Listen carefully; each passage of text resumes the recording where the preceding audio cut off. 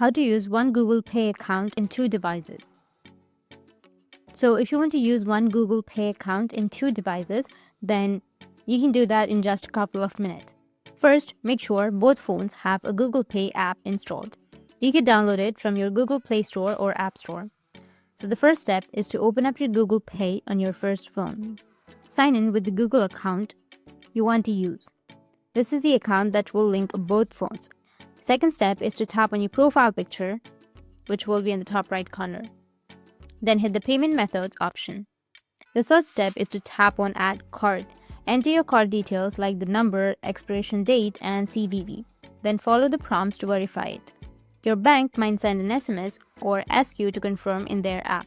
The fourth step is now you can grab your second phone, open up your Google Pay, sign in with the same Google account, and repeat the process. Go with the payment methods, tap on add card, and enter the same card details, and that's it. Good news, you can add the same card to up to 9 or 10 devices depending on your bank's rules. Just make sure both phones are signed into the same Google account for it to sync smoothly. That's it, and if you have any questions, feel free to comment below. Thanks for watching.